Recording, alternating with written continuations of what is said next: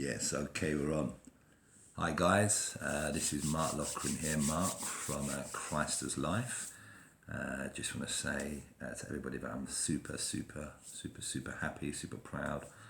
Feel blessed, very much blessed. But I've got sort of over 131 people now who subscribe to Christ Life, and I just want to thank each and every one of you because I just feel, very humble really that you're liking my stuff. I'm getting so many really good emails come through, good messages, come through. People saying that they like my work, they like what I'm doing, I've touched them, I've helped them. And it's all for the glory of God, my brothers and sisters. So what I want to do now is that's just a thank you, and I appreciate it, and keep on supporting and liking and sharing and all that shenanigans.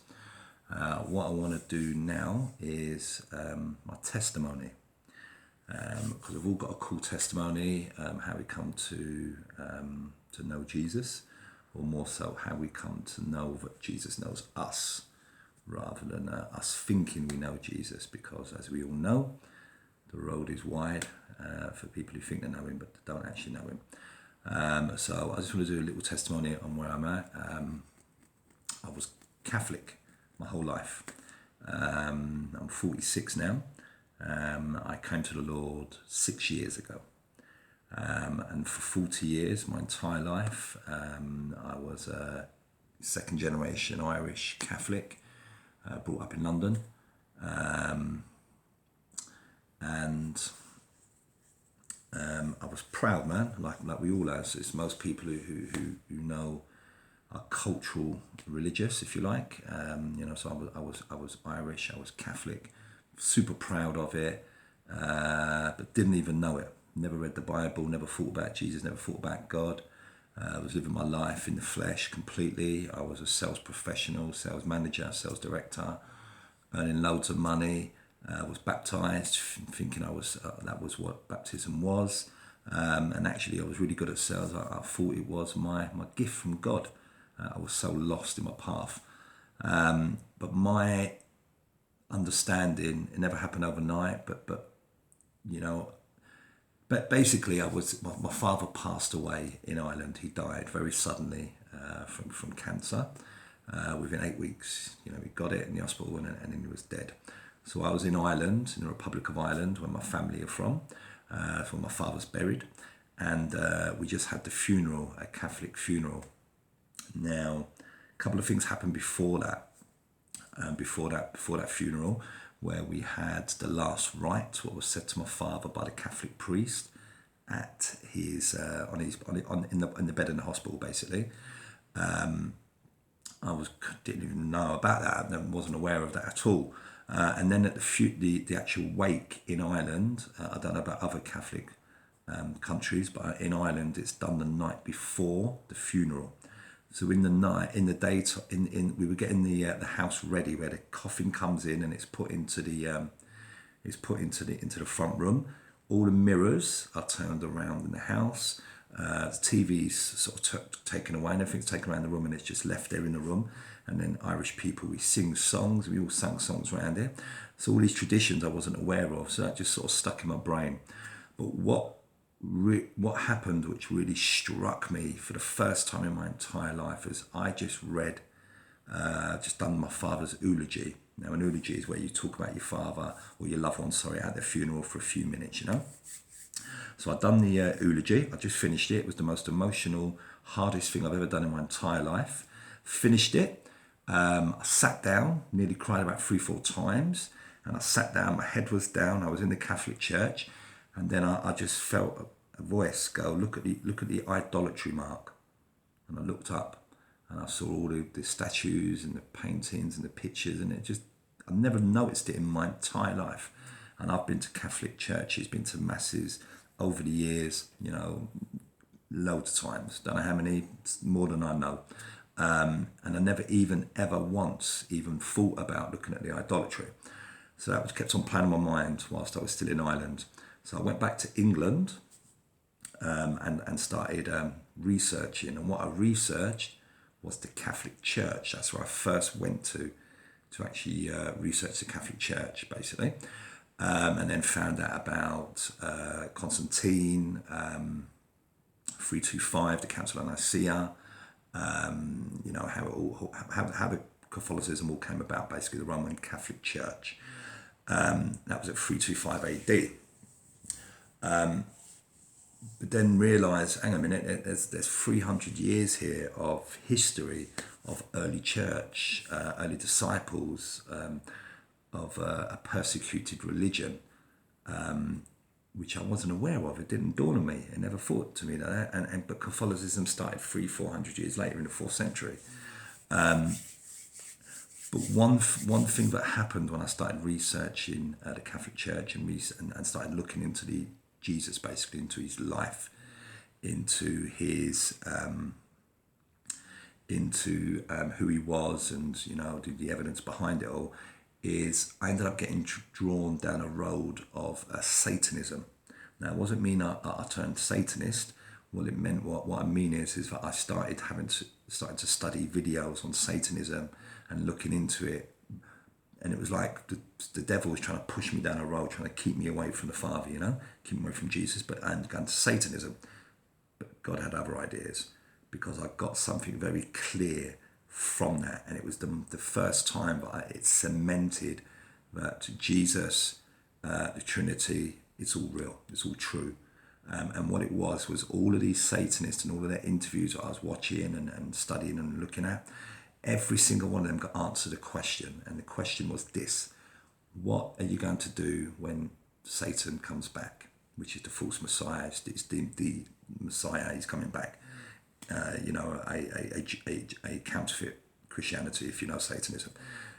And the one thing these Satanists said to go is, we're going to kill all the Christians. And that really struck with me. Not one, but multitude was saying this: we're going to kill all the Christians. And I'm thinking, okay. And then a follow-up question was done to these people, and it was, what are we going to do? And what about the Muslims and the atheists and the Hindus and everybody else? And they were like, well, we've already got them. That's what the Satanists were saying. I was like, okay, so Satanists who believe in a God, the same as obviously Christians do, the thing they're going to do is they're going to kill the Christians but leave everyone else. So that struck me as very poignant, and to the truth. It struck me as truthful and honesty. And that was very, very soon, sort of 6 years ago, into this. Now, I was still a sales manager at the time. I was still, basically lying for a living, because that's what you do in sales. You misrepresent the truth, earning your money, going out drinking, doing drugs, smoking, all that, I've done that, and it took me probably about 4 years of knowing that Jesus is the truth, of me to get out of my old life and into my new life. And it was like the Spirit was knocking on my heart continuously, every time. And it dawned on me that, it didn't dawn on me actually, it took me years to realise that this was the Spirit that was hitting on me. But what I was noticing is every time I was doing something which wasn't of God, which was frowned upon by the Father, I was doing cocaine, I was doing smoking weed, sexual immorality, etc. But the one thing that struck me is I knew that I was wrong, and I never thought that ever. I never ever thought and knew that it was sin, and it was wrong, and it took me 4 years. And every time I got up to go to work, and I'd be working in an office, I'd leave my house at 7 a.m, get back at 7 at night, 8 o'clock at night sometimes. I kept on waking up, and I loved sales. I've been in sales my entire life. Like I said earlier, it was like a gift from God. Love sales. Now I just slowly but surely God showed me that it was just rubbish what I was doing. My whole life was pointless. It was completely pointless. There was no point in doing it, because I kept on getting up and thinking, is this what it's all about? Is this what it's all about? Is this what it's all about? This is not what life's all about. And it took me ages to actually take the plunge and get the heck away from selling, get the heck of doing stuff which wasn't honouring the Father. And then about 18 months ago, I was watching Speaker's Corner in London. I was watching a geezer called Bob the Builder. And then I was watching him debating some Muslims, and the Muslims all attacking him. Not physically, but just basically bullying, if you like, circling around him. It was Bob the Builder and a few other Christian apologetic guys down there in Speaker's Corner in London. I was listening to it on YouTube, and then I just got very, very angry with the way they weren't listening, they were lying, and it was the pride got to me.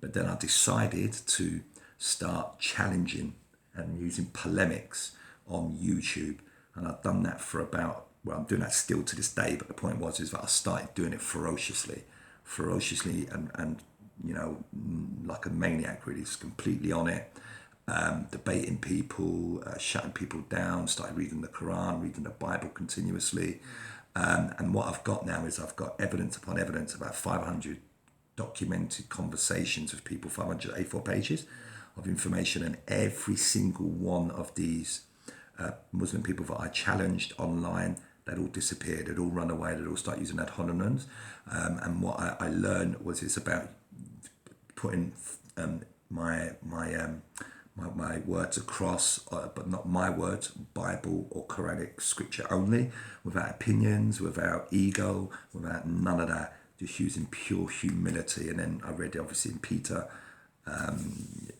he says that it's all about humility. I think it's Peter, off the top of my head. And also had another thing that really cemented me in my life. I had 2 occasions whilst I was coming out of the flesh and into the spirit. One of them was I busted my knee. I had to go have keyhole surgery on my knee. I couldn't walk on it. I was limping. Had a big, them things on my knee, which keeps it in place. I couldn't walk, and I was working doing promotions at the time. And I remember meeting a pastor, and I'd just come about a year after I'd come back from Ireland after my father, was about 5 years ago, and I had to have keyhole surgery, blah, blah, blah. So I met this pastor, and I ended up sort of talking to him in Birmingham, New Street is big main road in Birmingham city centre. And I was like, so what church you at? And he goes, I'm blah, blah, blah, I can't remember off the top of my head. And he goes, I'm a pastor. I was like, oh, that's interesting. He goes, I'm also a healer. And I was like, oh, really? So I decided to tell him about my knee, and he's like, should I pray for you, Mark? And I was like, yeah, please do. So then he started praying for my knee, done that, then bent down, done a healing prayer in Jesus' name, blah, blah, blah. And then it goes, okay, fine. So then I walked away, and in my head, I'm going, Jesus, come heal me, please, Father, please heal me, please, Jesus, heal me. In my head, continuously. About 3 days later, I'm sitting on my couch watching some rubbish on TV, and I felt my knee start tingling. And I'm like, Jesus, is that you? Are you healing me? Thought nothing of it. Took the splint off my knee, went to bed. Next day I was late, and I was late for work, so I rushed out of bed, put on my jeans, put on my clothes, run to work, got on the train. Sitting on the train, I was like, oh my God, my knee. And I hadn't put the splint on, and my knee was healed. I don't need no keyhole surgery now, and now I do boxing, I do football, I'm a rugby coach, as well with the kids. And this has all happened afterwards, and I'm an old git now, I'm 46 now, guys, so I'm not a young chap anymore. And since that time, and another thing, I was feeling quite depressed many, few years back. And then I was like, I was really depressed. I was really low, super low. And then there was a spider on a cobweb, on its cobweb, and it was up there in the air. And I'm like, Lord, if you're there, let me know that you're there, Father, and you ain't forgot about me. You're going to be me there. That's the words I said. And I goes, let that spider come down and let me know that you're there, Father. And then instantly, the spider spun around on its web and come down like that and hovered like that right in front of me. And I just knew, all these things, it's sort of evidence on top of evidence on top of evidence on top of evidence. But because we're so stubborn in what we do and who we are, because we're human, we're flesh, we're led. And me personally, because I was like 40 by the time I actually started even thinking about Jesus, it was hard to break down this nastiness now. So now what I'm doing is I'm online here now. I'm on TG, as you know, which is amazing. I've put this testimony up here to say that all I've done now is started to just study Jesus and just go out there and just challenge people who deny him, who lie about his divinity, who lie about his crucifixion, who lie that he's not God, who just make all these false accusations. And every time I challenge them, they're all from a false premise. And it's predominantly, my ones I'm challenging is predominantly Islam, Muslims, Mormons, Jehovah's Witnesses, and atheists really. They're the sort of the four key people that I go and attack. Not physically, of course, with the Bible and everything else. So yeah, this is my testimony. My name's Mark. May the peace of Christ be with you all. And, stay blessed. And if you like what I'm doing and you want to add your own testimony, then please add your own testimony on my channel. I haven't thought of it yet, but I'm definitely going to set up a new channel on Telegram with the advice of some of the brothers and sisters that I've had on the other channels we're setting up.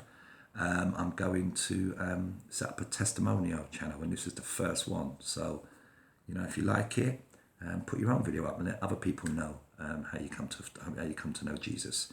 And I love you all very much and fall for the glory of the Father. And I just want to say thank you for listening to me. Be good.